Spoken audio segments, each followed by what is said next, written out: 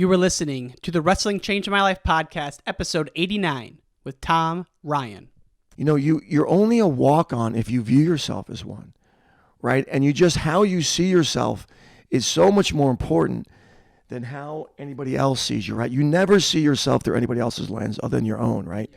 And for me, I never felt like I was a walk-on. I never viewed myself as a walk-on. You know, I viewed myself as someone that was committed to the sport.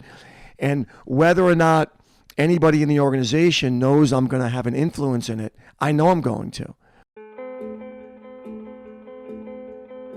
We can endure anything and adapt and pivot and change. Wrestling gave us that ability. I would say nothing in life has impacted me more than the things wrestling has taught me in terms of self-reflection, resilience. Toughness. Some guys have it, some guys don't. Adversity, 100%. How to pick myself up and be a man after I failed. And everything that has shaped my life and where I'm at today would not be there without the values and basically the lessons I've learned through the sport of wrestling. For me, wrestling saved my life because it allowed me to focus and channel my energy. We're fortunate if you wrestled, because if you wrestled, natural talent helps, but it's 5% of the ingredient. It pales in comparison to heart and technique and effort. It humbled me, taught me humility. Nothing can humble you more than wrestling. I think it's the learning to adapt, right? You learn how to adapt, you learn how to solve problems. You know, if I look back at my time I spent wrestling, if it gave me one thing more than anything else, it's mental toughness. Ladies and gents, welcome back to another episode of Wrestling Changed My Life. This is your host, Ryan Warner. My guest today is the great Tom Ryan, head coach of the Ohio State Buckeyes, two-time All-American for Gable and the Hawks in the early 90s. This is an all-time podcast, and let's just skip the intro and get right to it. Fan of the week goes to my man, Jacob Valdez. That's I'm starting Monday on the gram. He's a proud owner of a brand new red and gold Wrestling Changed My Life t-shirt. So thank you so much for your support. Greatly appreciate it. Last but not least, if you enjoy this episode, please give us a star rating on iTunes or whatever platform you use. But if you're on iTunes or Apple Podcast, just scroll to the bottom. You'll see the stars there. Click whichever you deem appropriate. No judgment. No judgment whatsoever. And that's it, folks. Let's give it up for Tom, the King of Long Island, Ryan. Peace! You want me to sit here? Yeah, that's good. All right, I'll stay here. Yeah, well, I thought it was interesting that your brother went to Syracuse. Yeah. And that's how kind of you got to Syracuse, right? Yeah, I followed him.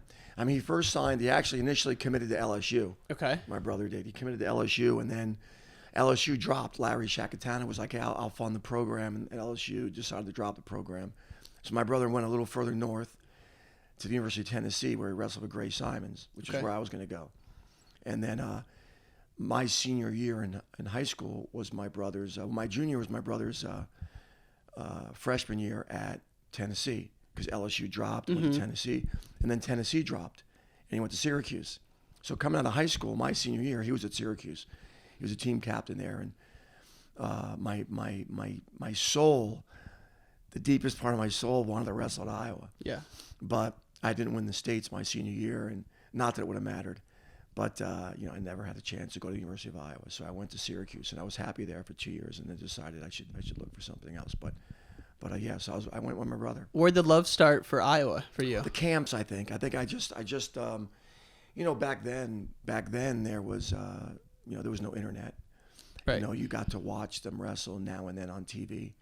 You got to watch them in the wide world of sports, right? You got to see, the national finals. Yeah. And it was like a dark secret. The dark secret was, they're I think a lot of elite people just want to go where other elite people are. And they were producing many of the elite people, many of the elite wrestlers. So I wanted to be around that. So I would go to camp there every summer. It's called the J-Rob camp, right? Iowa Intensive Wrestling Camp was at the time. Then it transformed into J-Rob camps. But I went to the Iowa camps and, knew some of them. I mean, really didn't get to know anybody on the team, but they were all my idols, right? All these guys were winning championships and making Olympic teams. So for me, that's where I wanted to go. And yeah, they never called. When would you say was your first time going out to Iowa for the J-Rob camp? I would say probably like 1982. Okay. I believe I was in 8th grade. The summer of my 8th grade year, I started wrestling in 7th grade, but the summer of my 8th grade year is when I fell in love with wrestling day one. Really? Oh yeah, immediately. First practice. Were you an obsessive kid about like all things though, or like you just got in love with wrestling? No, I played a lot of sports. I played soccer. I played basketball. I played baseball. Those are my 3 sports. And I wasn't very big. Like in 8th grade, I was like 90 pounds, right? Mm-hmm. So as I moved into 7th grade and tried out for the basketball team, I thought I was a great player personally. I thought I was. In my mind, I'm sweet at this. Yeah. And then in 7th grade, I tried out and I got cut. Mr. O'Leary, I'll never forget Mr. O'Leary. Oh, he was the vintage, man. gym teacher, great guy. Gym teacher. He had the white band around his neck with the silver whistle, and the clipboard, and he cut me. And I remember showing up at school. It was a 3-day tryout. Back then, your name was either on the wall or not, right? It was a sheet of paper. Yep. Here's who our team is, and you looked at it. You were there. You weren't there. There was no deep explanation of why you made or didn't make it. But my name wasn't on the list, and I went right into his office. I'm like, Mr. O'Leary, please tell me that this is a mistake.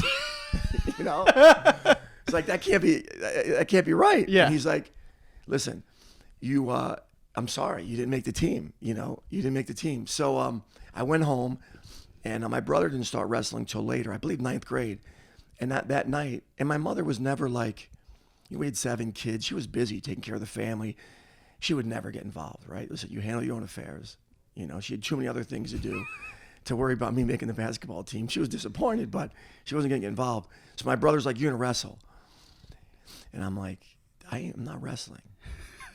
First, I didn't know what wrestling was. Right. In 7th grade for me, I had never seen a wrestling match, right? I'd never seen a headgear, a pair of wrestling shoes. And he's like, you're going to wrestle. I'm wrestling. You're going to wrestle. I'm like, not a chance. The singlet scared me. Yeah. For one. Yep. And ultimately, he convinced me to try out. And it was Mr. Pepe and Mr. Holly. Those were the junior high coaches. And I walked in the room and I got warm and I'm like, wow, this is fun. One-on-one, mano-a-mano, this is for me. And I never looked back. So 8th grade, I was 6-3 my first year. 9 matches. So I had 9 matches as a 7th grader. Yeah. No summer wrestling. No. Oh my. And then God. 8th grade, I really got into it and went to camp for a month. And I would say that was probably a turning point in my life from a standpoint of understanding. I wouldn't have viewed it this way at that time, but now that I'm an old man, you look back, and it was chosen suffering, right? So you look back and you're like, wow, I really understood my first glimpse of really suffering and the value in deep suffering. The camp was, as you know, right? It was a 1-month camp. It was 4 workouts a day. Jay Robinson showed no mercy in his training plan. If you want to stay, stay. If you want to leave, leave. Wow. But if you stay, you're going to be better for it. And that was my 8th grade. I went 8th grade. I went 9th grade. 10th grade, I went to a 3-weeker. And wrestling became the sport that I saw myself in long term. Mm-hmm. So I played soccer up until 9th grade. I tried football. I wasn't good at that. And I think for me, it was just common sense. I would say I'm very real with myself, and I'm not going to be an NFL lineman. Right. I clearly wasn't going to play in the NBA. I wasn't going to play, in Major League. I couldn't hit. I could field pretty good, but I couldn't hit. So I was like, where's your bread going to be buttered? For me, if I wanted to make a difference in the world and do something that I was actually good at, because it was fun because I was good at it, it was going to be wrestling. You just kind of felt that you were going to be good at something. Like you seem like a kind of guy where I've seen you watching videos or even watch like America's Got Talent just because you like getting inspired by people who do great things. So you seem like that kind of guy. Did that come from wrestling, or you think that was always within you? You just had to find something to let it out? I think it was probably in me. Yeah. It was probably always in me. And I think I would view myself as relatively practical. I think I dealt in truth a lot. Like the reality was that I could live with the fact I didn't trick myself into thinking that no matter how much I lifted and trained, I would ever be a high-level football player or ever be a high-level, so I was just real about how big I was going to be, and size was a factor in it all. But, I think family-wise, mom and dad taught me to work hard, and I saw them working incredibly hard. And I think, hard work and wrestling are best friends. Absolutely. So you don't have to be the most physically, gifted person. You can win. I mean, we've seen, right, guys win with no legs, one leg, half an arm, 1.5 arms, So it's an amazing sport from that standpoint, that you can will yourself to things that you simply can't will yourself to in other sports. Right. And it's like you never know how much is inside of you until you go there, right? Yeah. And so you have a good high school career. You mentioned you never won the States. You had an ankle injury your senior year. Some of the schools didn't come calling that you thought. You go to Syracuse to be with your brother, right? You qualify for nationals. At what point when you're at Syracuse did you decide, I have to go to Iowa? Yeah. So, high school was probably my senior year was probably one of the most difficult times of my life until later in life. But up until 17, losing in the state finals is in the states due to an injury. I never made it to the state finals. Right. I was 4th. I was 3rd. My senior year, I was heavily favored to win and got hurt the first round. And that was the first time I experienced like pain.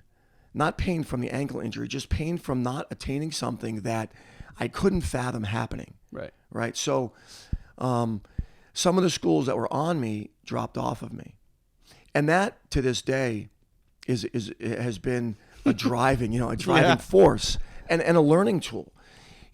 As I was moving through the process of looking at various schools and them looking at me, they were recruiting me based on who I was and my work ethic and the things that I stood for. And then to not win the states due to an injury and be dropped off of from a recruiting standpoint was hard for me to comprehend even at that age. Because it's like, well, you're recruiting me because you've seen me wrestle. Just because I didn't win that tournament, it doesn't mean I'm still the same wrestler. Right. I had one leg. That's pretty mature of you to think that at that age. Yeah, it was very, and Syracuse stuck with me. My brother was there, so I mean, they had the gift of a kind of force and knowing my brother well and who he was, right? So they had an advantage over other schools and just probably knowing me better than some other schools, but. Was Iowa in the mix up until that point? You're not even then. No. I could have pinned my way through the states, and Iowa wouldn't have called me.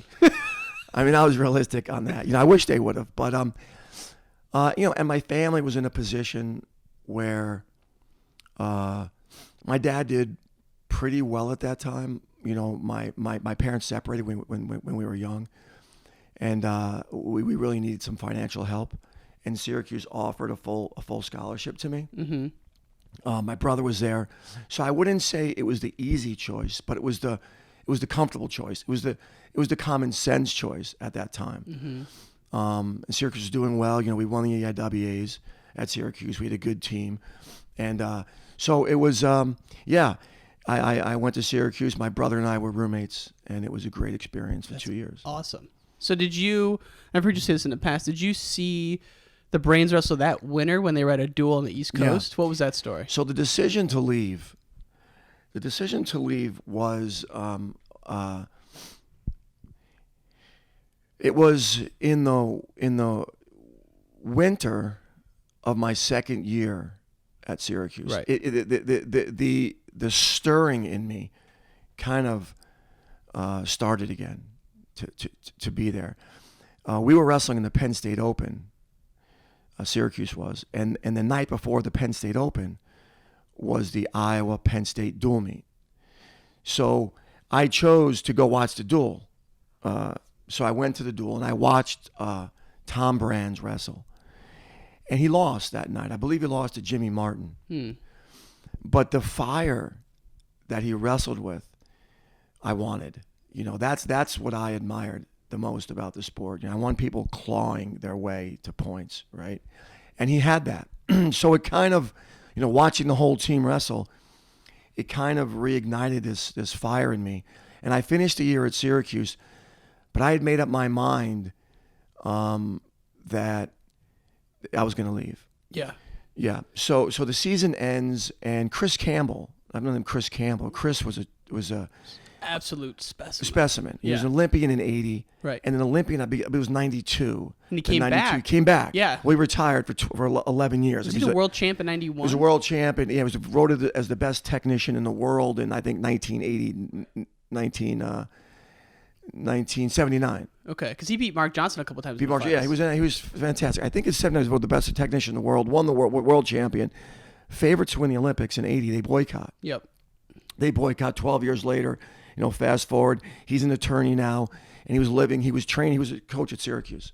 Oh. He was an assistant coach at Syracuse, helping out Gene Mills and Coach Carlin, Tony Cotroneo, some of the great coaches that were there. But so he was there, and Royce Alger, who was an Iowa wrestler, had gone out to Syracuse to train with him.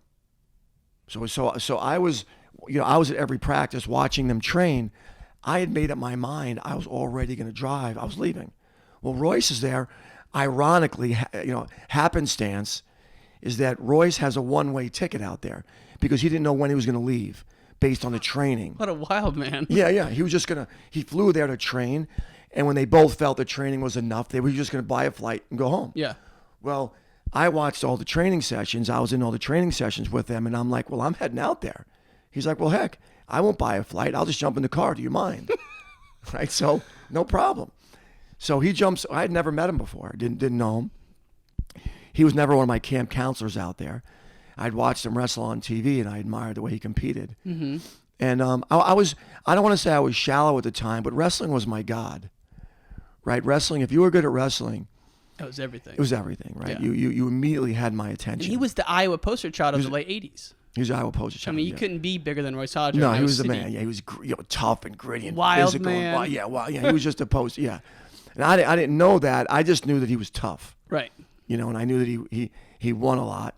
And I knew that I liked the way that he won. Mm-hmm. So we jump in the car, and I'm thinking, too, it's a long drive. It's a long drive. Hey, 2 is better than 1. Yeah.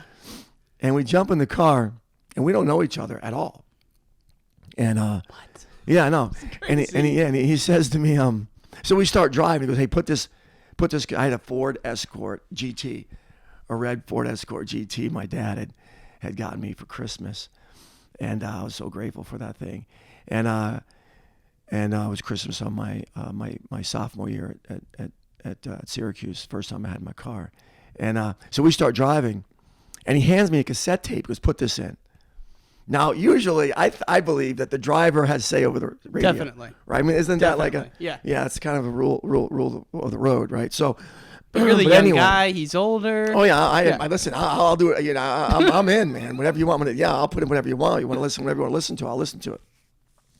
So, I had never heard a country song in my life. Right?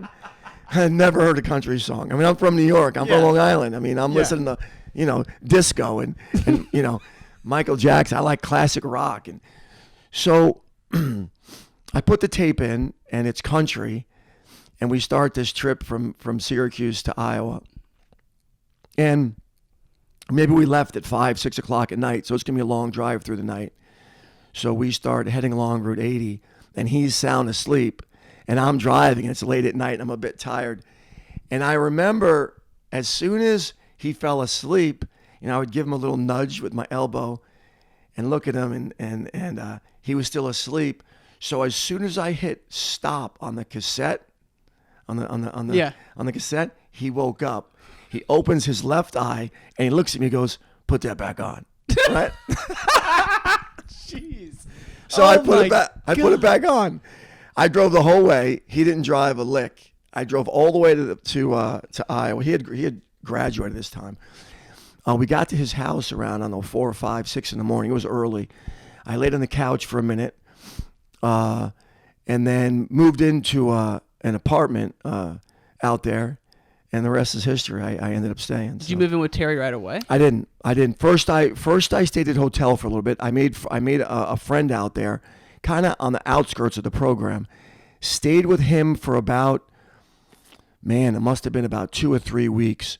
In the process of staying with him, I'm training, and I met Terry, So and you he's had like, no living arrangements, nothing no, set nothing, up. man. I would have stayed in my car. It didn't matter. I was pretty. And I think people don't realize this. Gable didn't even know who you were, that you were coming. No, I just showed up. I literally jumped in my car and showed up. I backpacked, and showed up there. So I met, through the training process, I met Terry, and Terry needed a roommate. He's like, hey, you wanna live together? I'm like, absolutely. Yeah.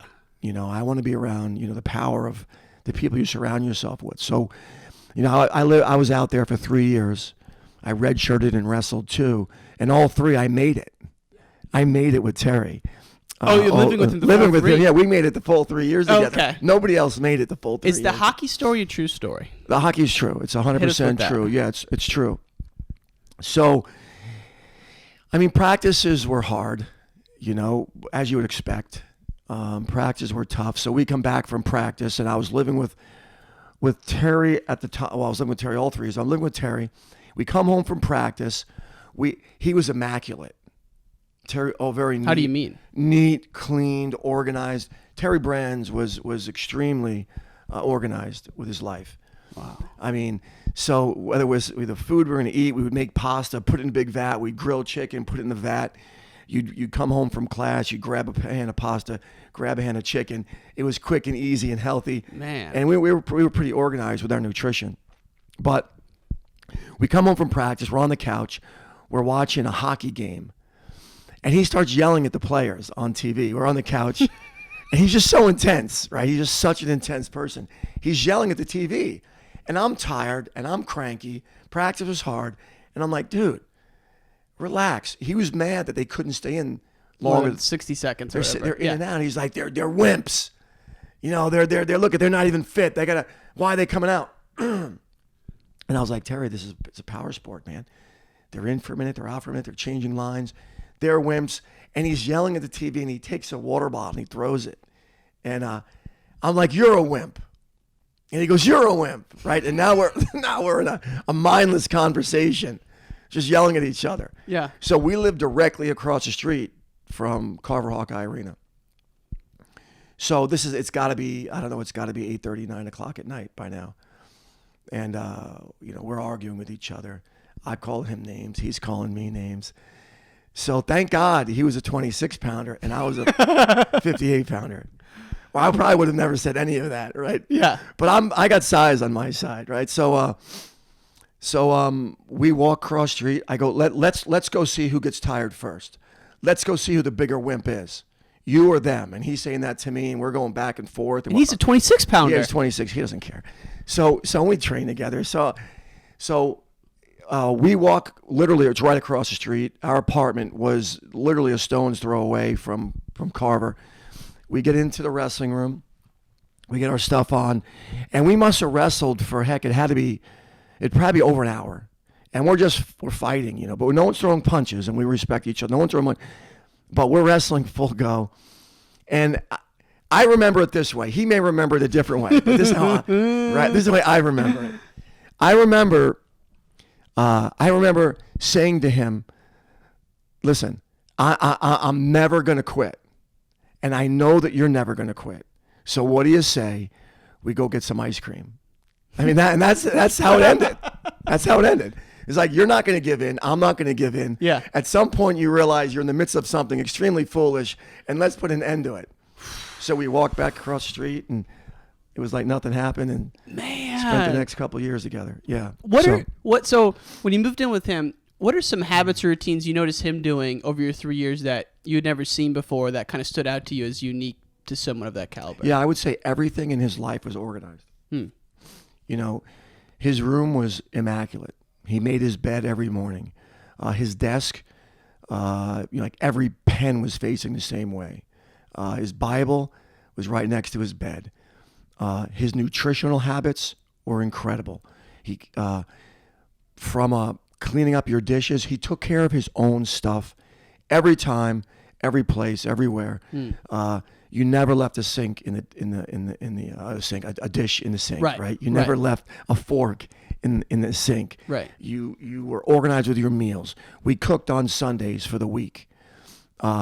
he loved corn muffins. He always made corn muffins, and they were great. The best corn muffins I've ever had. Man. He was a big corn muffin guy, but he was always up early, to bed early. Were you guys talking wrestling the whole time, or just talking about not life? really. I mean, we had our own rooms, right? So it was an apartment, which I needed. I'm very much a people person, but I'm also a loner. I like to retire to my own space at night where no one can bother me. I can refuel, re-energize, right? So we didn't have sleepovers. I know some of my guys now, they'll stay at someone else. I never slept out of my room ever, No. right? But some people do that. Guys just they sleep. So I hate waking up somewhere else. Me too, man. I'm very same way. Yeah. So and we just got along that way. I probably wasn't as neat as him, but I was neat. But I learned from Terry, among other people. Terry, how to really manage your life, And I'm really grateful. I'm really grateful for Terry. Yeah. So it was a great situation for me, and he was in my wedding. Came to my son's funeral. Mm-hmm. One of my few guys from out there that came, the only one that came. And he's just, we've life's gone on, and it's been in 1992 I graduated. I was helping him try to make the team.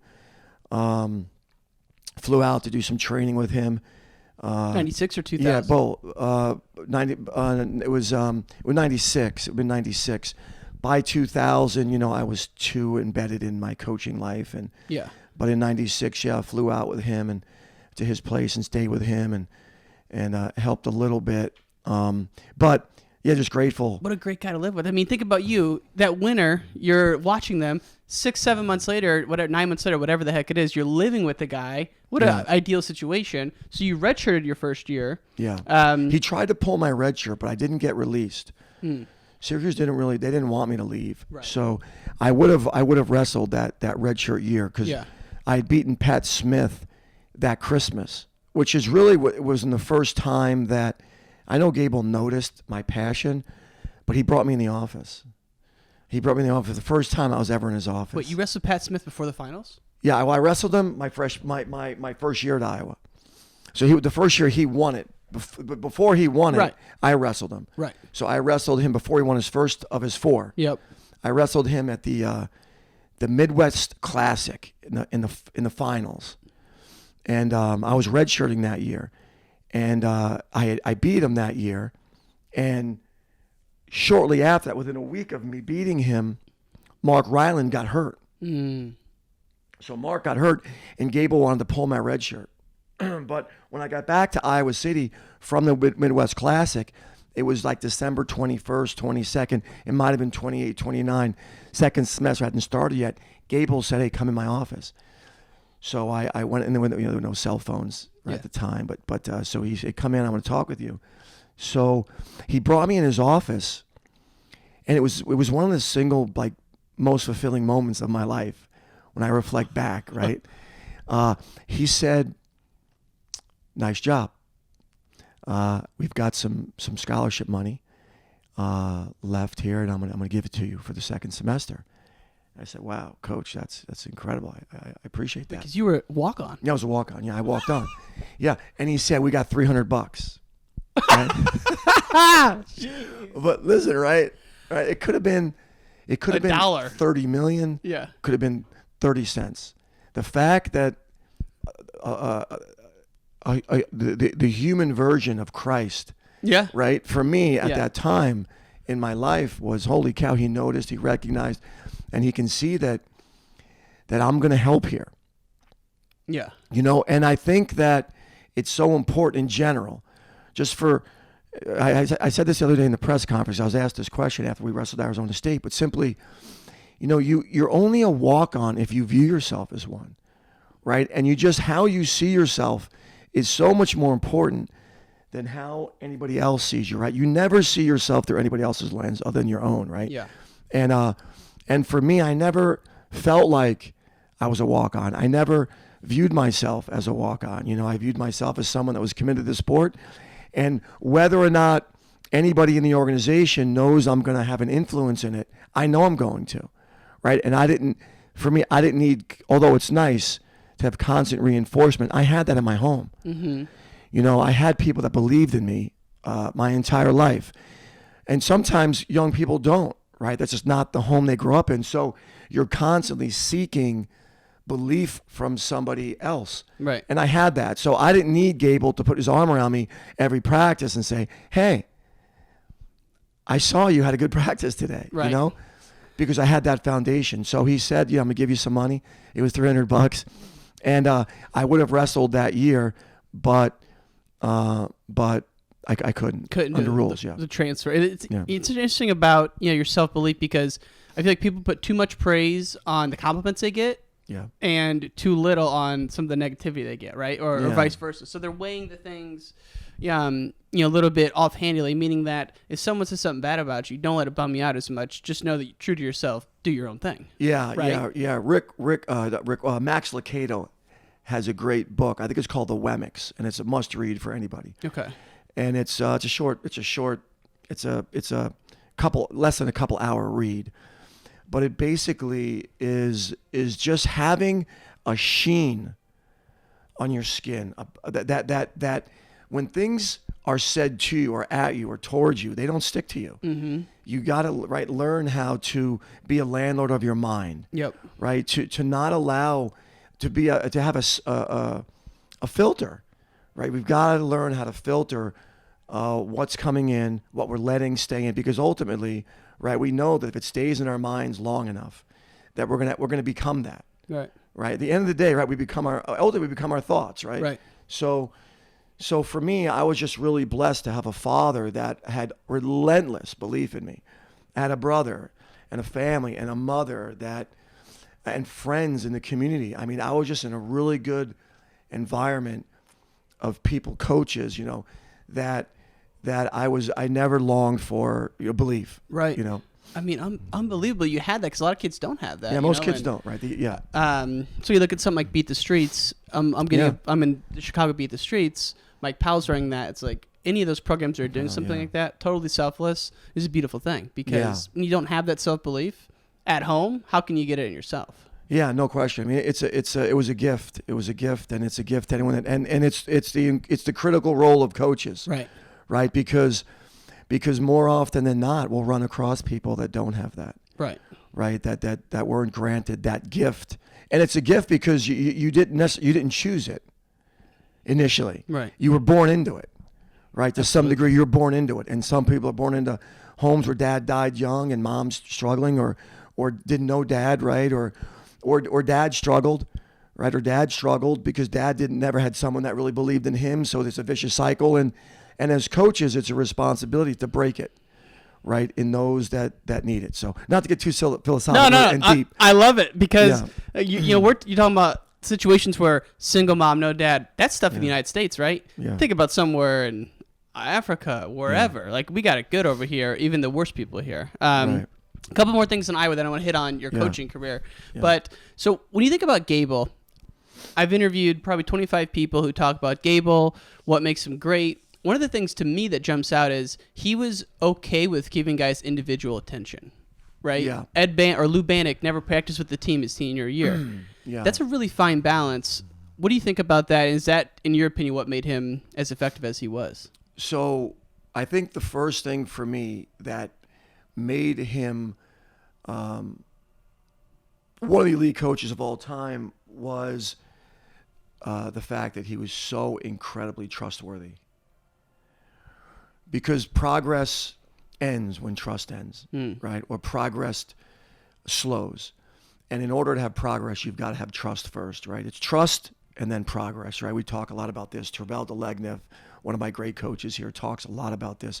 And it's trust first and then progress. And I trusted him. And part of the reason why I trusted him so much is because his life was an example of what I aspired, right? So one, he was so incredibly trustworthy from in many aspects, but one, the training. He was competent, right? So competence, right? The 3 C's: competence, character, connection. Urban Meyer. Right? The 3 coaching C's. Yeah, Urban Meyer. Yeah. Tim Kite, Chet Scott. A lot of great leadership guys around here that can make things digestible, right? Like that simple 3 C's, right? So So trust is big. Yeah, trust is big. So the competence side of it, hey, if I go there, he's going to train me in a way that I can believe in. Mm-hmm. And the more I believed in it, the better I did. And the more I trusted, the more progress I had, the more progress I had. So it's this vicious cycle. So that was a big point. He was incredibly honest and truthful, but never got personal. So he was very positive. Kind of Bill Belichick and his ability to just state the news and move on, right? State the news and move on. Look, I'm not picking on you. I'm not belittling you. I'm not degrading you. I'm not doing any of that. I'm sharing truth with you about the wrestling, right? Not about you as a human being, about your wrestling, right? So, he had because of the trust, you never questioned what you brought up, and that's hey, it was a very mature culture. He had an incredible culture there where it was, hey. I never looked over and said, well, he's only practicing 2 days a week and I'm practicing 5. That's such a selfish, narrow-minded outlook. Trust the guy in what he's doing. I trusted him. I'm not overly. The other thing is own your own stuff. Mm-hmm. If you want to be part of a better team, be a better you. Right. Focus on you. I'm not saying to not lift people up, right? You've got to lift people up along the way. But to get involved in why someone's training less than you are is a dangerous road. It's also a very challenging environment that he created. You've got to be really unique to create it where people are doing different things get in the goal of getting to the same place. Right? Because you could have it could be chaos. You can have a coup. Absolutely. So, hey, the guys get together. Why is he doing that? And look at him. He's only doing this and I'm doing this. But he had the trust of the team to maneuver training sessions and the amount of training. There was cookie cutter. There was a cookie cutter. There were a lot of things everyone did. Right. But there was also he gave you the ability to choose and the ability he communicated with you and he knew that, hey, you may not need what other people need. So he was I would say those are the things that really stand out for me. And he gave me a chance. Yeah. I'm grateful that he gave me a chance. When he first met me, when I showed up to practice the first day over the summer, and he said, "Who are you?" And I said, "I'm Tom." And he said, "Okay." And I said, "I'm going to transfer and wrestle for you this year." He said, "Okay." He said, "Well," he said, "You're not." What he said was, "You're not going to get any better sitting there." That's what he said. You're not going to be. I was sitting in the corner of the room, and I was a little. I wasn't scared, but I didn't know anybody. And this the same date you got in with Royce? Yeah, like a couple hours later. Yeah, I went to the room. So you slept maybe an hour. Yeah, I slept for a couple hours, and I went to the room, and he was there. Well, everybody was there. It was packed. It was packed with people, and it was summertime, and that was the difference between.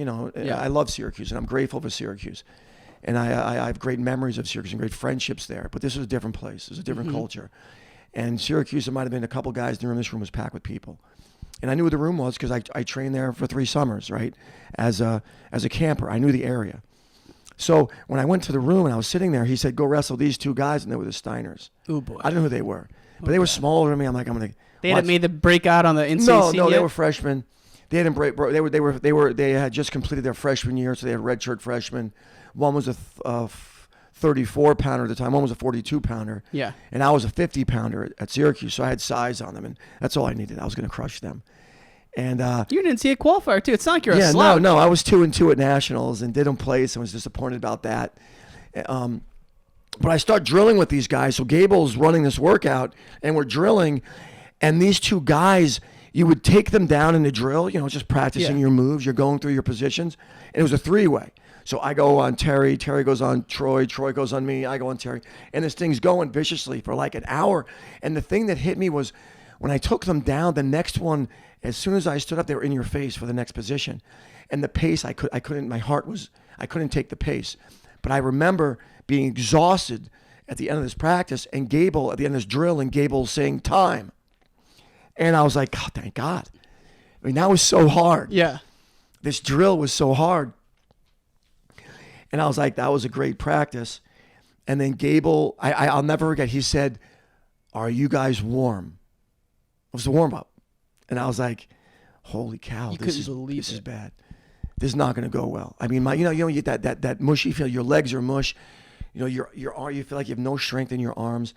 So then we wrestled for about was probably about 40 minutes of live, and the first 5 minutes went okay.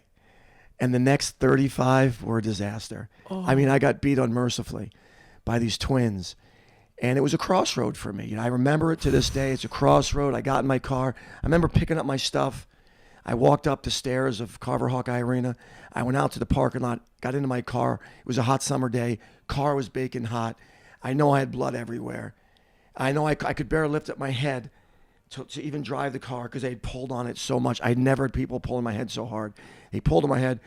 I got the key in the ignition, and I didn't put it in reverse, and I just started crying. I mean, I just was bawling. I'm like, what should I do? That was terrible. Oh, my I'm embarrassed. God. Gable's probably thinking this guy is probably going to leave. I'll probably never see him again. And I went back to this apartment, and I remember thinking to myself logically, okay, they'd love to have you at Syracuse. Should I go back? I remember thinking they were better technically than me, but more than that, they were stronger than me, even though they were lighter than me, and they were way more fit than me. So I just got to get stronger and more fit, and I'm able to hold up. So then you start to increase your number of workouts, and you start to run more, and you start to lift more, and before you know it, not before you know it, it's not like 10-minute abs. Yeah. Right. Months and months. It's months and months of 3-a-days.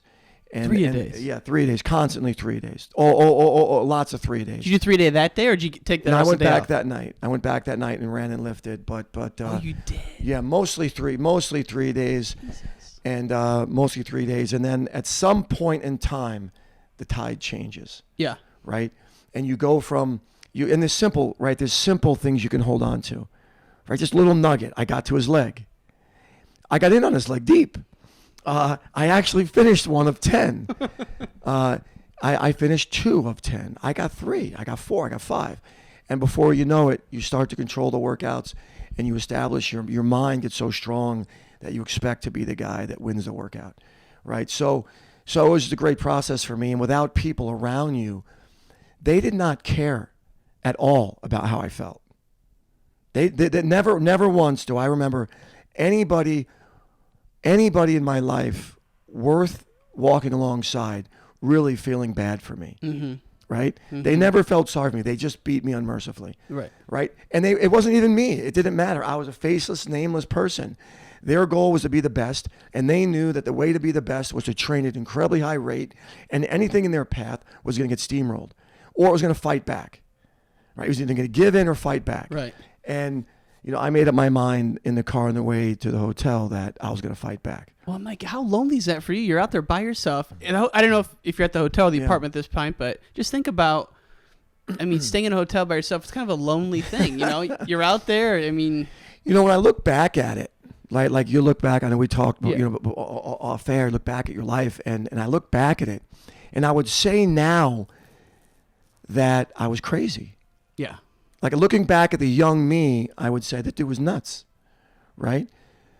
But when you have, which we know, we see it in right behind every person that climbs in any area of life, there was and I can replace nuts for deep love, right? There was just this deepest love for me to want to be great at this sport, right? So love, sacrifice, right? It's the same word, suffering. I call it chosen suffering, right? There was just chosen suffering there, and it was worth every second of it. No question. Yeah, but nobody could have forced it, right? So that no one, if I didn't love it that much and got beat that badly, nobody could have talked me into it. Right. Right. There's no motivational speech that would have made me. Motivational speeches are not sustainable, right? They fire you up for the moment. You get all fired up. You go home that night. You lift weights in the morning. You sleep in. Yeah. Right. They just don't work. Right. Right. There has to be this sense of the deepest love, and I had it, and I'm thankful I did. To be great at something, you have to put so much work into it, and you're not going to put that work in unless you really love it. And so you obviously did that. 91 season, in my opinion, one of the best ever. You look at essentially 11 guys, All-Americans. Coach O, John Orsendorf did not All-American that year. He did the next year. Could have All-American easily. My brother wrestled at Co. So I have a deep love for Coach Orsendorf. He's the man. Love Coach O. Well, he lost in the All-American round in like overtime or something. So he's an animal. You go on a tear. I got to ask, who's your one loss to before the finals? I got pinned in the finals of the Northern Open by a kid from UNI that never All-American. I was beating him 4-1, and I foot swept him. Okay. And as I was foot sweeping him to his back, he caught me in a headlock, and he pinned me in the first period. I was so mad. Yes, that was my one loss. Okay. So yeah, it was. Your finals match is well known, right? Yeah. You went against Pat Smith, first 4-timer ever. Oklahoma State. There's the Iowa Oklahoma State. There's the Gable Leroy Smith. There's so many things going on. You probably didn't realize it at the time or even think about it. But when I look at it as a documentarian, I look at, okay, in '84, Leroy Smith and Randy Lewis had some controversy. Gable was involved. '88, John Smith beats Randy Lewis, right? Yeah. 88, Arizona State wins. 89-90, Oklahoma State wins. And so now they're thinking the dynasty's going again, right? Yeah. But Gable comes back, baby. 91, one of the best teams ever. Going into the finals with Pat Smith, what do you remember about your self-talk and mentality going into it? Was it where you wanted it to be? Did you look back, see any red flags? It was just a hell of a match and just didn't come out the way you wanted to. I think going into the match, I was incredibly confident I was going to win. I really believe with every ounce of me that the training that I had, I was so confident in the training. Yeah, I wasn't fearful. I was excited about the match, and I really believed I would win. I had only wrestled him once before, and I'd beaten him. Mm-hmm. Right, so it wasn't like I had wrestled him and he crushed me. Where how am I gonna, mentally he's living in my mind. How am I gonna? No, I had wrestled him once. It was a close match that I won. And I just believed I was going to win. Yep. Yeah. And then as the match went on, I still believed I was going to win. And I'll tell you a funny scenario that happened was the week before the NCAA tournament. I went out to dinner with Jimmy Zaleski. I asked Jimmy. Jimmy was really my personal coach. Okay. I mean, I had worked with Lenny Zaleski, who's still a friend to this day, but then he left and went to Alaska and was teaching Russian and wrestling in Alaska. So he left, and Jimmy came in. Jimmy was at Minnesota. Yeah. And Jimmy was a legend, right? 3-time national champion, 4-time All-American, and he helped me so much on my technique. And he taught me how hard it would be to finish a leg attack against somebody good. Because his hips were incredible, and I would meet with him in the morning twice a week, a lot of us did, for about 20 minutes. And we would just attack his legs. He would give us good resistance. So I had dinner with him a week before the Nationals. And I asked him, tell me what it was like, the experience of winning your first national championship. Tell me what it was like, right? And he shared with me, his first memory, winning his first national title. And so I'm in this match with Smith, and there's about 30 seconds to go, and I've got the lead. And we go out of bounds. I remember this like it was yesterday. I remember a lot of things about the match, even though it was, 1991. So what, we're 29 years removed? At Carver, too. At Carver, 29 years ago. I remember every moment of the match. So I remember going out of bounds. I remember looking at the score. And I'm up by 1. I look at the score, and I look at the time. And I remember my mind going to the conversation I had with Jimmy. I'm going to win. I mean, my dreams, everything I wanted, I'm going to win this thing. He's not scoring on me. So that mindset happens from the edge of the mat until I walk into the center. I got 32 seconds to go, something like that. I'm up by 1. I have this vision of me winning it. I have this memory of me talking to Jimmy. I step on the line, and I talk to young people, the clashing of minds. He goes out of bounds with me. He looks at the clock, and his mind's saying, I got one more shot. I'm scoring. My mind's going, I won. His mind's going, I'm going to score. You do not want to be me in that situation.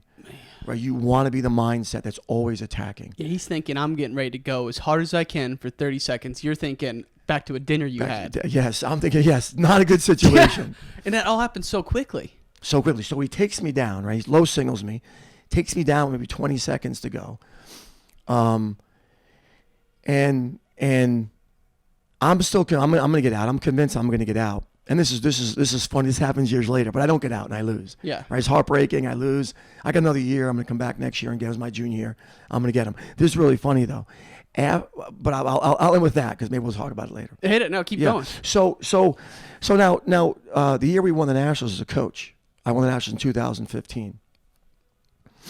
I've got a friend named Chad Silverstein who's a donor of the program, a good friend here. He's helped me out. And Chad's always talked about this coach of his that was really, he was very analytical. He saw everything.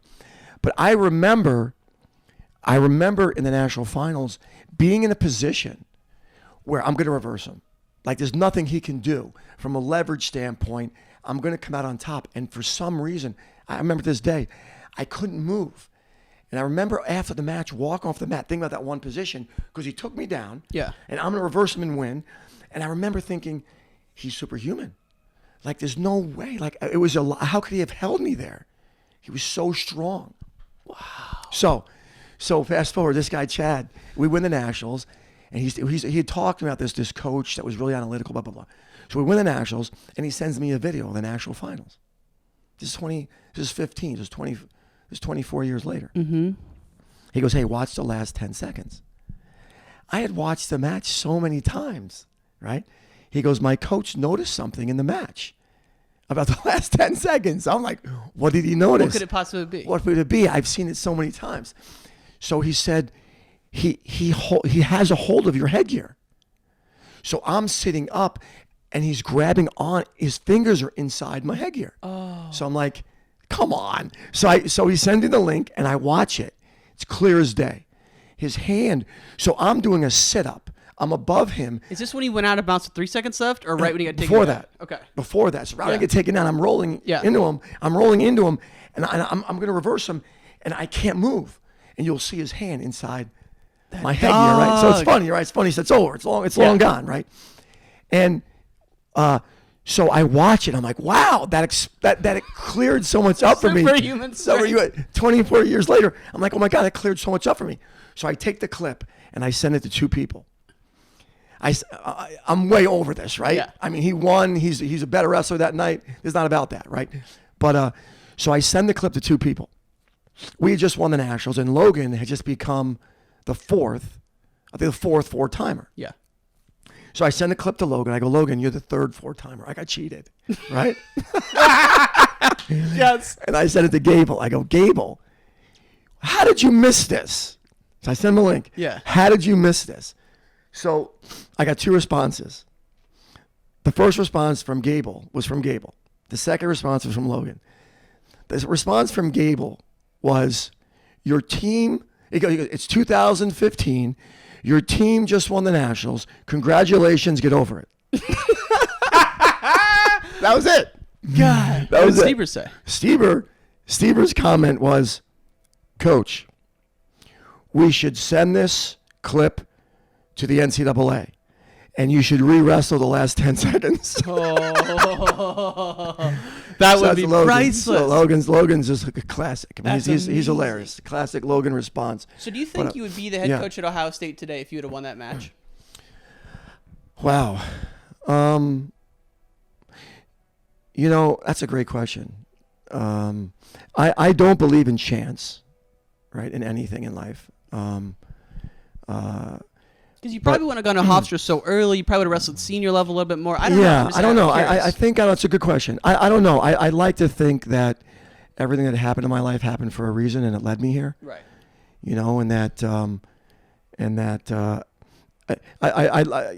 So I don't know. That's a great question. I just thought about it. Yeah, that's an interesting question. No, but it definitely, I learned so much from the whole experience. Right. It's helped me. It's helped me become a better coach. I don't walk around with a lack of confidence because I didn't win the nationals. It's not something that has stained my life and ruined my life. I think tragedy is in life is when we don't take anything from wrestling, right? You're the guy that did win everything, right? And you haven't transformed from the guy who's sitting in the corner of the bar talking about wrestling matches, right? From the guy that's impacting people in life, so yeah, I don't know, but. Well, the reason I'm keying in on this match in the documentary is that Gable said that was the hardest match he's ever coached. Yeah. And if you watch him in that video, the announcer's like, Gable's ready for the coronary unit. Yeah. He looks like he's really stressed in that match. The other one is Alan Freed and Tom Brands. I've had Alan Freed on the podcast. Love that guy. And, he's amazing. And Tom Brands, obviously, what a rivalry. Yeah. But what I thought about with Pat Smith, and then we'll wrap up here soon, in relation to you as a coach, when you won when Iowa, how we doing on time, Coach? I'm all right. Okay. When Iowa won in 91, dominated. Gable had to be happy, but he also had to be bummed that you lost, right? Yeah. You win in 2015. Your main guy, Snyder, loses. Yeah. So now you're like kind of the same situation, right? Yeah. It's the happiest moment for the team, but you're wrestling with the loss of one of your guys. How do you think Gable, or how do you think you do that where it's like you're pumped for the 2015 national championship, but you got to be feeling real bad for Snyder at the same time? Yeah, it's always, I think the only way to manage this position, this job, and the heartbreak that goes along with it is one you embrace the heartbreak, right? I'm hurting for you. Yeah. I'm hurting for you, but you get to a place, I think, where you truly believe, because it's true, that the potential learning from it can transform them. Mm-hmm. Right? So Kyle loses. He gets, it stopped from being a 4-timer, right? I believe he would have won the match, right? I think he was ready to win the match that night. It wasn't anything. He was well prepared. Gatson hit a beautiful move and caught us, right? So you hurt for him, and you pray that, right? Because learning doesn't occur until something changes, right? Right. So you're in like wasted pain is silly, right? Right. So to go through something really hard and not extract from it what you should extract from it is wasted pain. Yeah. Right. So Kyle didn't do that. So I think you move forward with the sense that I wanted that for him. I've had a lot of heartbreakers, man. I mean, this job, we've had so many. Way more than you have had, ups. You think about. No question. Yeah. No question about it. I can go through a series of matches that we lost. Joey McKenna this past year. Miles Martin, Nick Heflin, and Cox, Bo Jordan, and Hall, Reese Humphrey, and Gomez. The list is long. Colin Moore. The list is so incredibly long. Mm-hmm. That if you don't get used to or learn how, or just come to the reality that it's okay, it's good for them. Yeah, it's not what you wanted, but it's good for them, and they'll be better for it. Then you'll drive yourself crazy. You'll spend your life feeling sorry for people, and there's a blessing in it. Yeah. Well, I love John Wooden's take on success. Yeah. It's total. It's success to him is peace of mind by knowing that you did everything you could to prepare. Yeah. And if you do that, you can't control the result. That gives you some clarity, some peace of mind. Yeah. Last thing I have to ask you, Coach, and this is through rumor. Coach Gable in the early 90s had this thing called the 365-day plan. Mm-hmm. I don't know if you're familiar with that. Of course, I have it, yeah.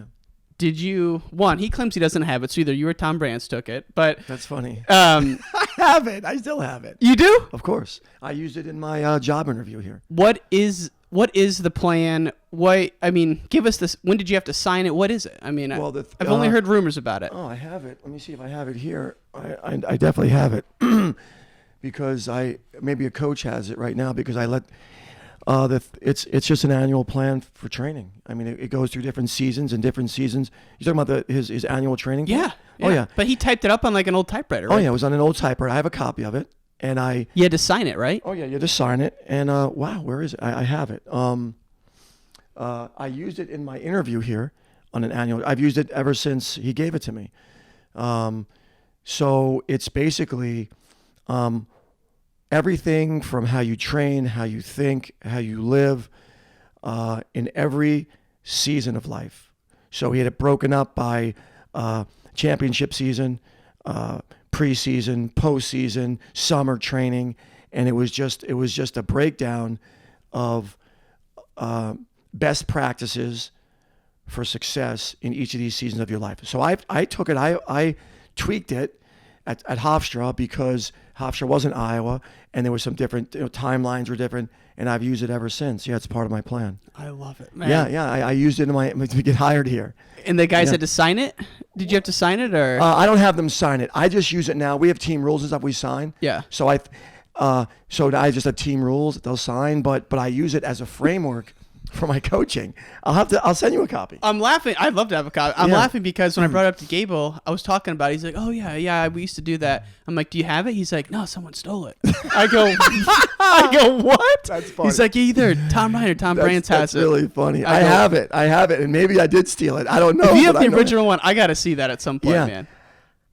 I don't. So I don't know if I have the original one. So I had it taken from his format and put into a Word document, and then I just had to change dates. I just made it mine. I'm a thief. Yeah. Hey, it works. It works, man. Yeah, right.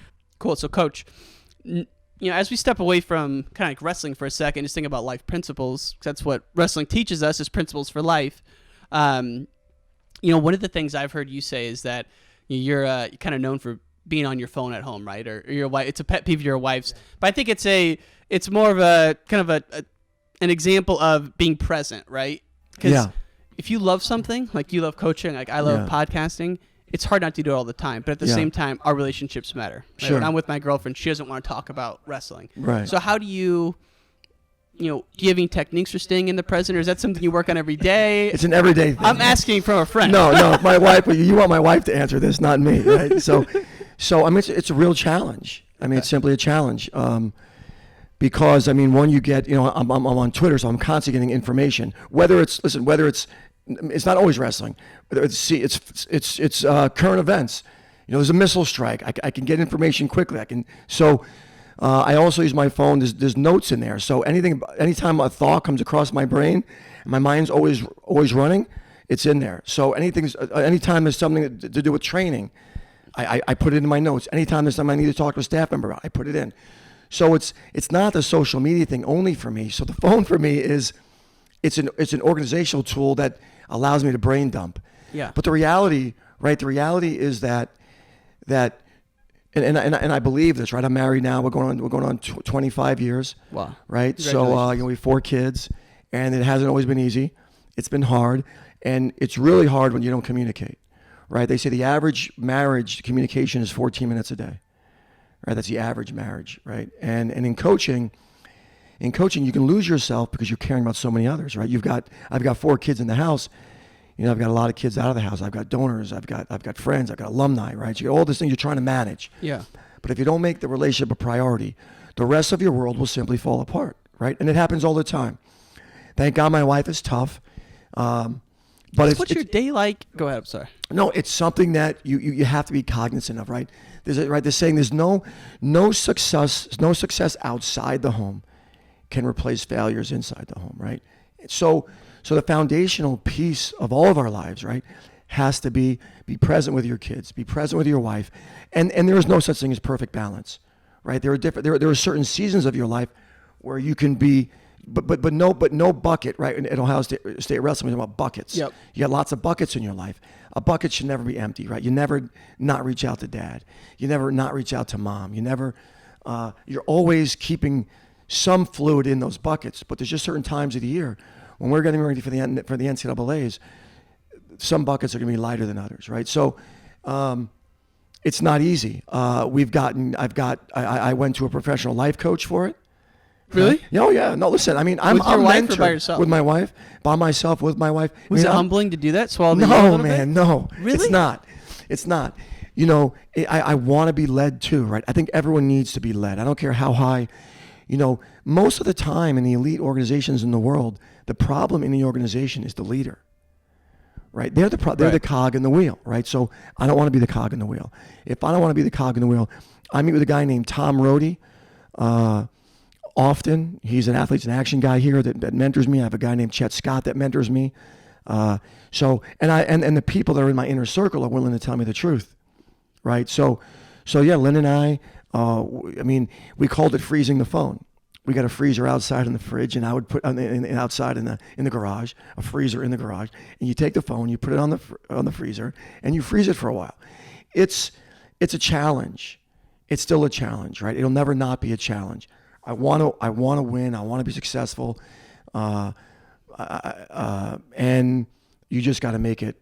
Plus, recruiting, you're probably texting all the constant. time, right? It's constant. So what time do you get home from practice during a week like this, mid-season?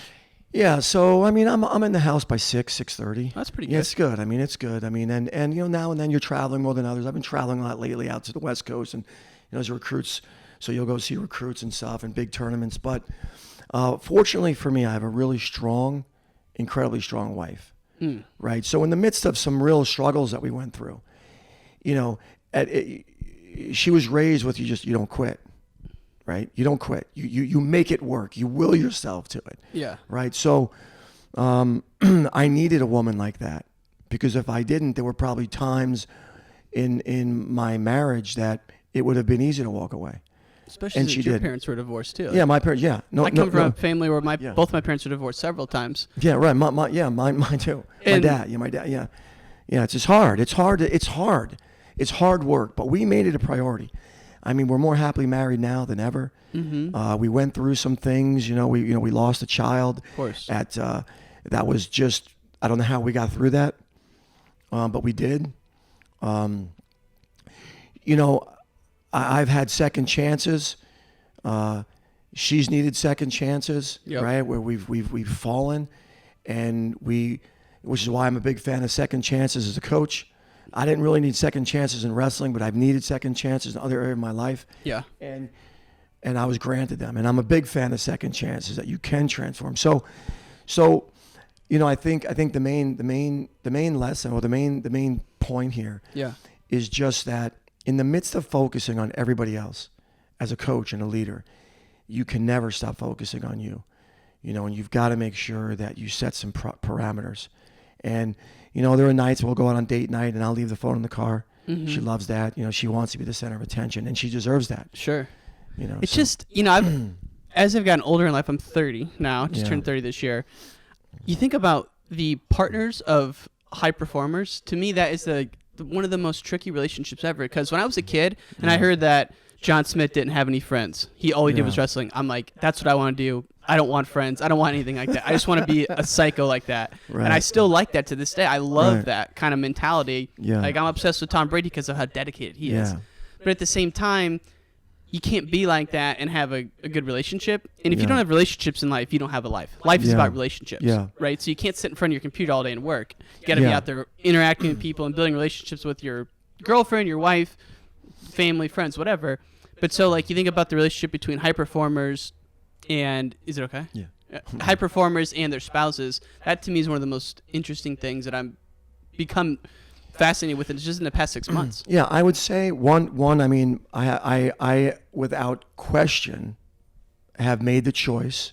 It's a choice. There's two options, right? How we got to Earth. Option one was chance, right? That, hey, I mean, maybe something exploded over time, and we had this transformation into different species and then human beings. I mean, that's one option. The other option is a polar opposite of that option, and that's that God is real, that God made everything.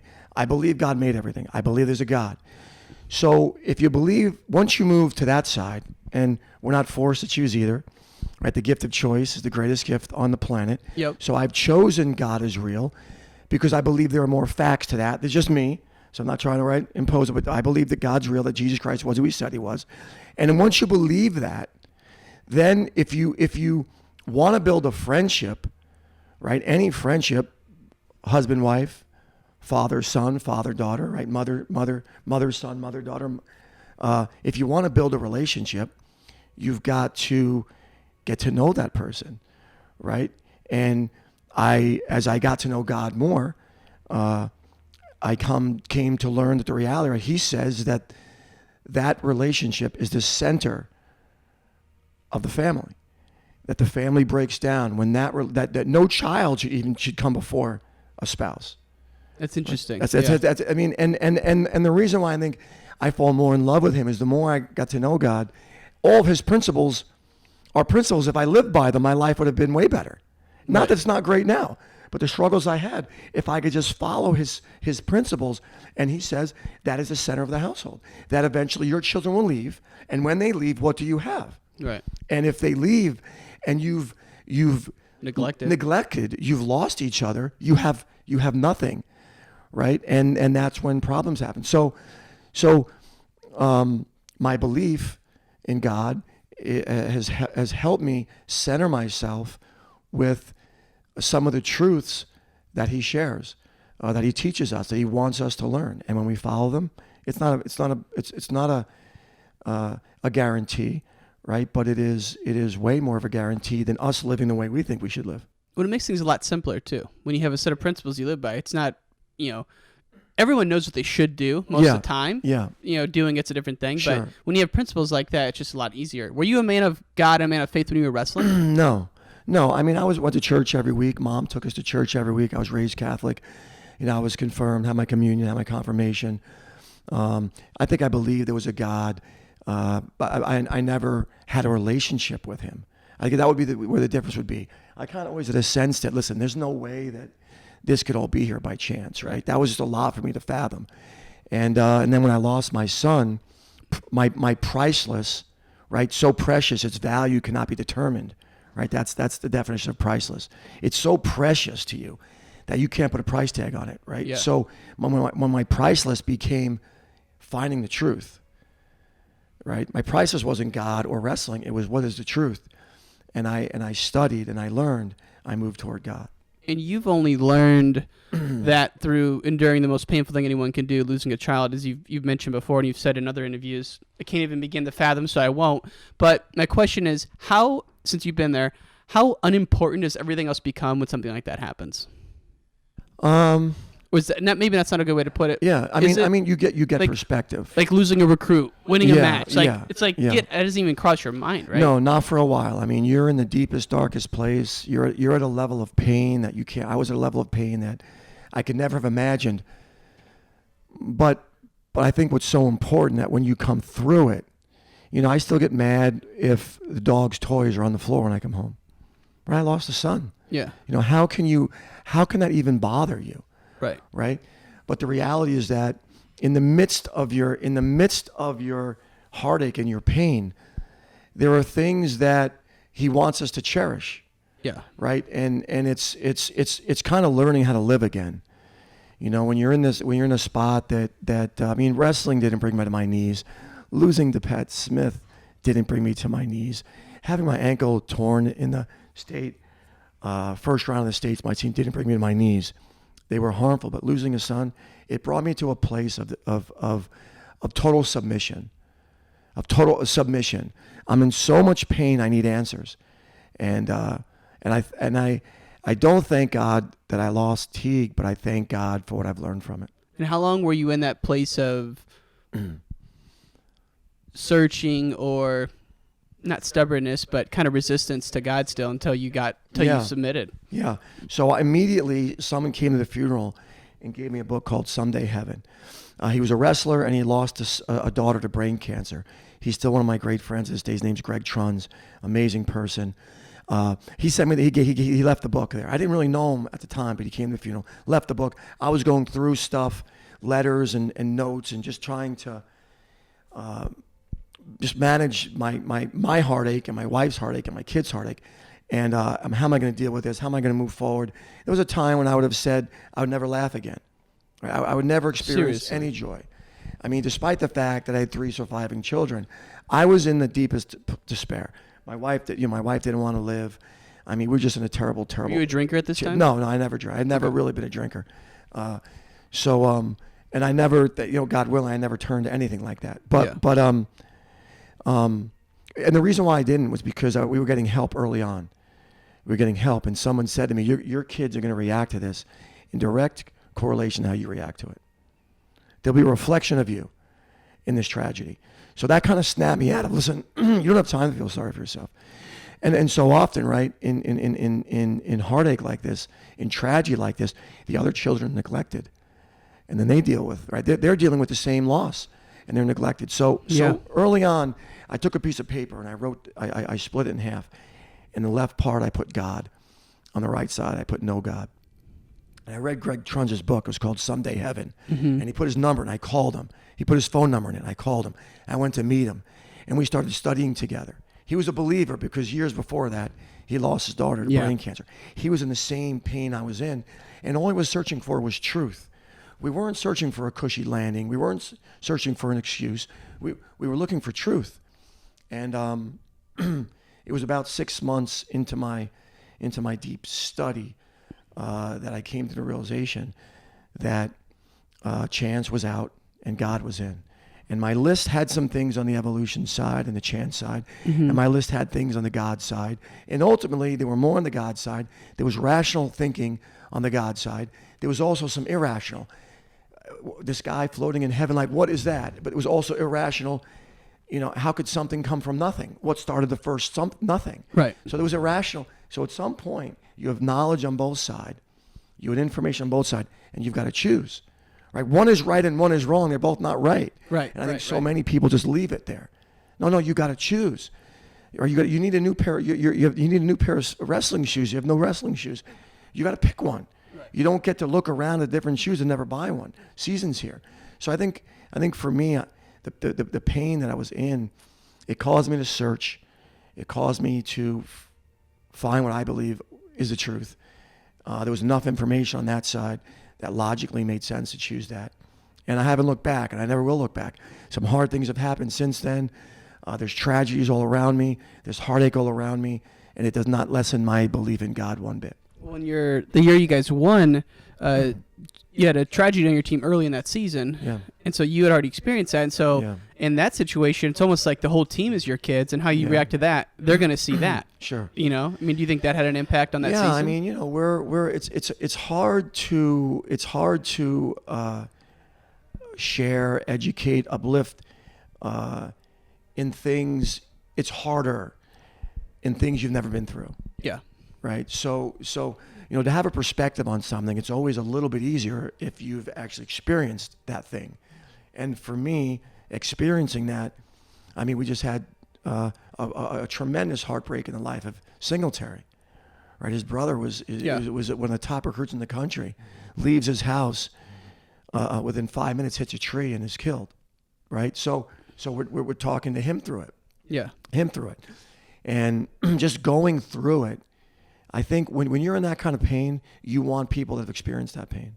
Mm-hmm. It's a bizarre phenomenon. Yeah. I wanted to only talk to people that could understand what I was going through. And the only people that can understand it are the people that experience pain at a level that we shouldn't have to experience pain. Man. Coach, from what I take away from that is just be extremely grateful that we're even here sitting in this room today. Yeah. You know, like how many people, you know, should be here or, you know, wish they were here and they weren't, you know, so it's like, what a beautiful thing it is that we're all able to sit here and, you know, again, I thank you for your time. Yeah. Been an honor. Yeah, same here, man. My mom says that she's a big fan of yours. My brother's in Chicago listening. We're a huge fan of the program, Coach, and hope to be friends for many years. Yeah, I look forward to it. Absolutely. All right, thanks, Coach. And all great things must come to an end. If you enjoyed this episode, please subscribe, give us a review, give us a rating, and share this with your friends. It would mean the world to us. Thanks for listening to Wrestling Changed My Life.